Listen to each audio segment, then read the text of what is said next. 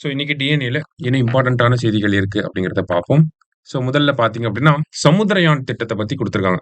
So ரொம்ப நாளா நமக்கு ககன்யான் திட்டம் அப்படிங்கிறது எப்படி விண்வெளிக்கு மனிதர்கள அனுப்புறோமோ, அதே மாரி சமுத்திரயான் அப்படிங்கிற திட்டம் வந்து கடலுக்கு அடியில மனிதர்கள அனுப்பக்கூடிய திட்டம் தான். ஓகேங்களா? இந்த திட்டத்துக்காக இருக்கக்கூடிய நோடல் ஏஜென்சி யாருன்னா, NIOT National Institute of Ocean Technology அப்படின்னு சொல்லுவாங்க. சென்னையிலிருந்து செயல்படக்கூடிய ஒரு அமைப்பு சரிங்களா? National Institute of Ocean Technology. So இவங்க வந்து என்ன உருவாக்கியிருக்காங்க அப்படின்னா, மார்சியா அப்படிங்கிற இந்த வெஹிக்கிள வந்து உருவாக்கியிருக்காங்க. இந்த வெஹிக்கிள் மூலியமா தான் நம்ப ஆழ் கடலுக்குள்ள போகப்போறோம். ஓகேங்களா? இதோட பேரு கூட பார்த்தீங்கன்னா, மார்சியா 6000 அப்படின்னு சொல்லுவாங்க. ஸோ இந்த ஒரு விஷயம் பார்த்தீங்கன்னா, நமக்கு கடலுக்கு அடியில 6000 மீட்டர் வரைக்கும் போறதுக்கு உதவிகரமா இருக்கக்கூடிய ஒரு வெஹிக்கிள் தான் இந்த மார்சியா 600. 25 டன் எடை கொண்ட ஒரு விஷயம். சரிங்களா?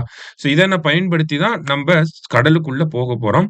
ஆழ்கடல் ஆராய்ச்சிகள வந்து பண்ண போறோம்.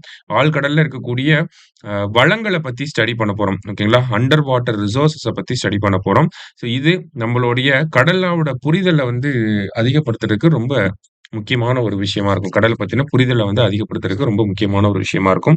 ஸோ அதுதான். அதிலயும் பார்த்தீங்கன்னா, இந்த பாலிமெட்டாலிக் நோடியூல்ஸ் அப்படின்னு சொல்லுவாங்க. கடல்ல அதிகமா இந்த பாலிமெட்டாலிக் நோடியூல்ஸ் அப்படிங்கிறது இருக்கு.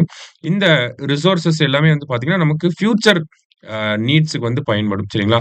ஸோ அப்ப இந்திய கடற்கரைகள் பகுதிகள்ல இந்த பாலிமெட்டாலிக் நோடியூல்ஸ்லாம் என்ன கான்சன்ட்ரேஷன்ல இருக்கு? அது முதல்ல இருக்கா? அது மாதிரியான டெஸ்டிங்லாம் பண்றதுக்கு இந்த சமுத்திரயான் திட்டம் ரொம்ப உதவிகரமா இருக்கும். சரிங்களா?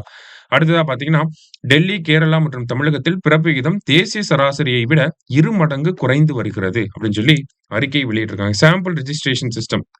இவங்க தான் வந்து ஒவ்வொரு வருஷமும் நமக்கு மார்டாலிட்டி ரேட், பர்த் ரேட்லாம் எப்படி இருக்கு அப்படிங்கிற இந்த தகவல வந்து வெளியிடுவாங்க. டெத் ரேட் எப்படி இருக்கு? பர்த் ரேட் எப்படி இருக்கு? எல்லா தகவலையும் வழங்கக்கூடிய அமைப்பு இவங்க தான். சரிங்களா?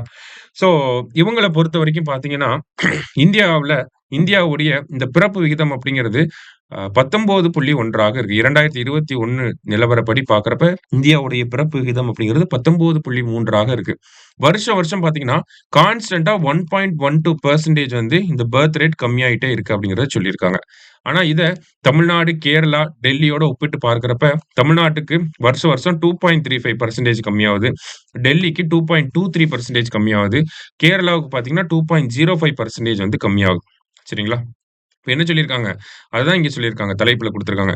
இப்போ 2.35, 2.23, 2.05 இது எல்லாமே பார்த்தீங்க அப்டின்னா, ஆ தேசிய சராசரியை விட 2 மடங்கு அதிகமா தமிழ்நாடு, கேரளா, டெல்லில இந்த பிறப்பு விகிதம் அப்படிங்கிறது கம்மியாயிட்டே வருது அப்படிங்கிறத சொல்லியிருக்காங்க. பிறப்பு விகிதம் கம்மியாகுது அப்படிங்கிறப்ப, பாப்புலேஷன்ல யங் பாப்புலேஷன் அப்படிங்கிறது கம்மியா இருக்கும். ஓகேங்களா? ஓல்ட் ஏஜ் பாப்புலேஷன் தான் அதிகமா இருக்கும். அந்த மாரியான விஷயங்கள். அதே மாரி இந்தியாவிலேயே ஒரே ஒரு மாநிலத்தில மட்டும் தான் பிறப்பு விகிதம் கம்மியாகாம அதிகமாயிருக்கு. அது எங்க அப்படின்னு பார்த்தீங்கன்னா, உத்தரகாண்ட் மாநிலத்தில பிறப்பு விகிதம் கம்மியாகாம அதிகமாயிருக்கு. ஸோ இதையுமே நம்ம தெரிஞ்சுக்கணும். சரிங்களா? ஸோ இன்னைக்கு டிஎன்ஏல இருந்த 2 முக்கியமான செய்திகள பார்த்திருக்கோம். நன்றி. சுரேஷ் IAS அகாடமி வெற்றியின் முகவரி.